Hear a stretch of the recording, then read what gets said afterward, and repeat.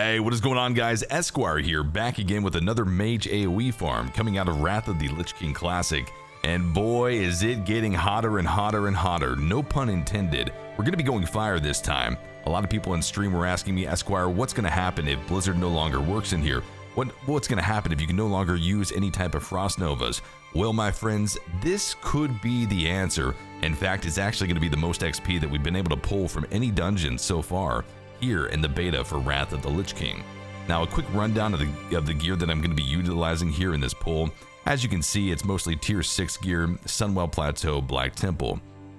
But the most important thing to note is the fact that without ZANZA, we are going to be utilizing the Glyph of Blink. This gives us an extra 5 yards range on our blink distance, and that's going to be just enough to give us that safe range on these mobs.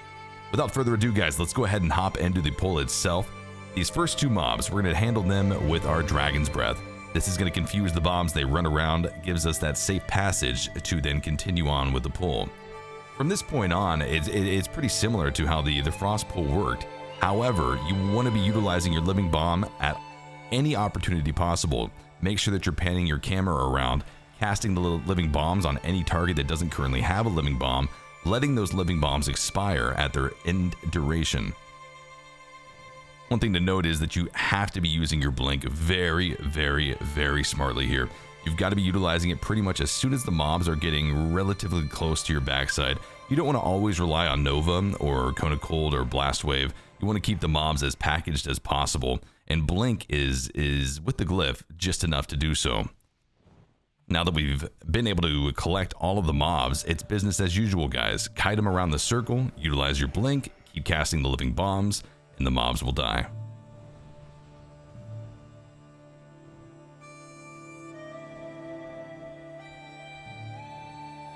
Once the mobs start to get low health, they do run slower, so one little trick to make sure that they stay nicely packaged and that those Living Bombs are doing as much damage as possible is to take them to the far edge of the room, use your blink to cut in towards the actual forge itself, and this will kind of act as a repackage of the mobs.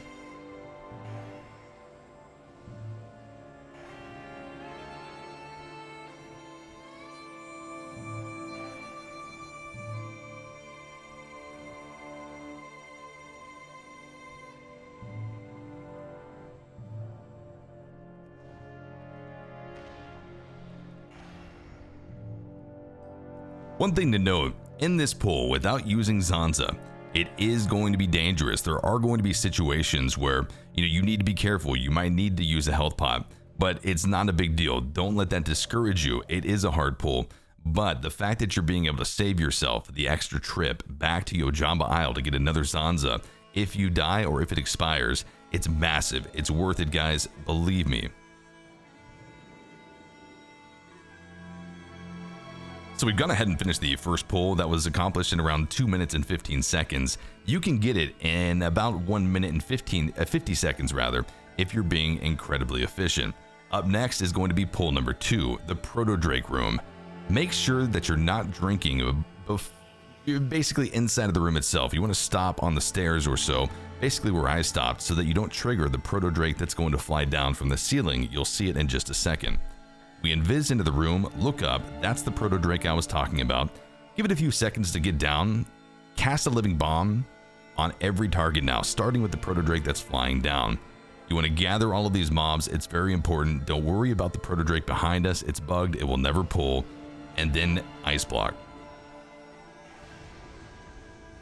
Let the mobs all gather around us. Once we've got them kind of synced up on their attacks, cancel your block, blink out of there, start casting more Living Bombs, hit the side mob with a Living Bomb, and then use your rocket boots, get out of there, get back to the main room, and then we take them around the circle again, guys. Same concept, except we're not going to be utilizing any blast waves, cones of cold, or anything like that. We've got enough distance on these mobs that we're going to be able to kill them, no problems at all.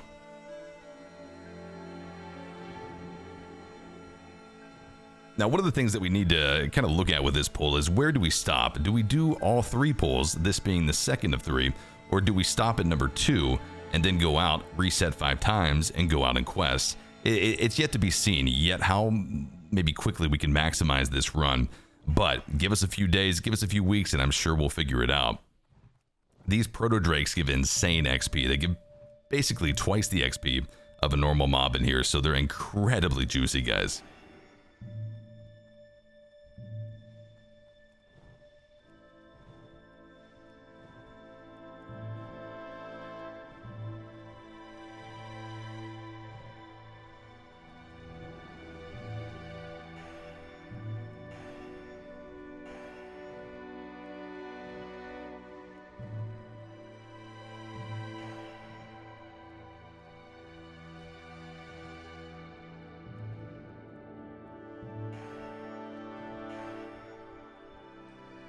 So with the mobs pretty much almost dead, it just becomes a game of continuing to kite them slowly but surely, casting the living bombs, hitting them with a fire blast. Again, depending on which fire spec version you go, you might be getting pyroblast procs, you might be able to toss a flame strike down. It all just kind of depends on what you're most comfortable with utilizing here in this farm itself. But as these mobs start to die out, you'll see we're pretty much around the 5-minute and 15-second mark, which is insane. Look at that XP, 7.2k per proto drake, twice the XP of a normal mob in here, which is why that second pull is so awesome. With that second pull down, we're going to be cruising up now to pull number 3. It's going to be roughly, I believe, 7 mobs. It should be basically around 7 mobs. We're going to cruise back through the proto drake room. One of the mobs here in the proto drake room did not pull for me. It's no problem. We're going to be able to pull it here on this third pull. You're going to see this first pack of mobs coming up here in just a second. Now at lower levels, it's very important. You want to blink past these mobs. You can't run past them. You need your blink or you're going to proximity pull them, and it's just going to cause issues for you. There is a reset in this room, but again, save yourself the trouble and do it this way. This is going to be the start of the pull. It's the first boss room here in Utgarde Keep. Pulling these 4 mobs though are not linked to the boss, and so it's going to provide us with extra XP that we can possibly milk from this run. The way that I like to start it is we hit these mobs with a pyroblast, and then I'll start to living bomb the mobs as we run back down through the proto drake room back into our circle room for that convenient kite path. These mobs are actually the most dangerous mobs in the dungeon that we pull. There's going to be a mob type in here, the runecasters, that cast shields on the mobs. We can spell steal those shields, but if we get in range to spell steal, we're also going to be in range of the mobs that throw their daggers, and they hurt. So if you're able to get a shield off of these mobs, do so, but don't worry about it too much, as your living bomb damage should be sufficient to kind of eat through those shields. With your clear cast, your mana should be fine. But again, this is the most dangerous pull. You need to be careful. Without ZANZA, it's insane. You'll see that I take a lot of damage throughout the duration of this pull number 3. But health pots, guys, keep it safe, keep it simple, and keep the XP flowing.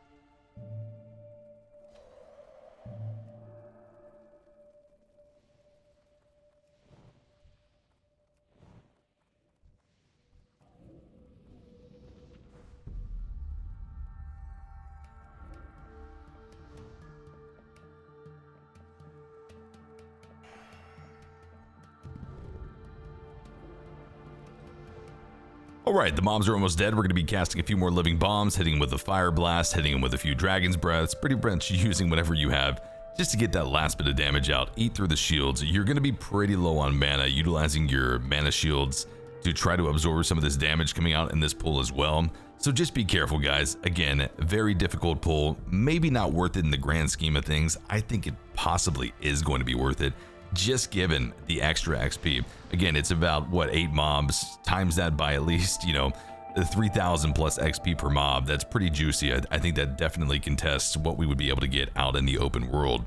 But that's going to be pretty much the entirety of the pull itself. This is the Fire Mage Utgarde Keep AoE farm that you can utilize for leveling, as well as farming for cloth, green items, you name it. But we're able to complete it pretty much from zone in to zone out in just around 10 minutes, which is absolutely insane. But let's talk about real quick the XP that we got. We started out with 143,551 XP. We end the run, okay guys, with a whopping 292,468 XP. That's going to be 148,917 XP per run, which is insane, guys. Again, keep in mind, this was in 12 minutes. With looting, maybe you take it up to 12 minutes, but absolutely insane. That comes out to over 745,000 XP per hour. And if you're not looting, or if you were able to get these runs even faster, which I'm sure that we can, you're talking about maybe 10 to 15 minutes of downtime where you can go out and quest or do some mob killing in the open world to fill that gap before your next resets. But that's going to be it, guys, for this video. Another Mage AoE farm coming out of Wrath of the Lich King Classic beta. Let me know what you think down in the comments. Is this something that you're interested in doing? Does it look fun? Is it a good counter to this, you know, potential nerf that you might see that will affect the Frost Mage AoE farms of days in the past?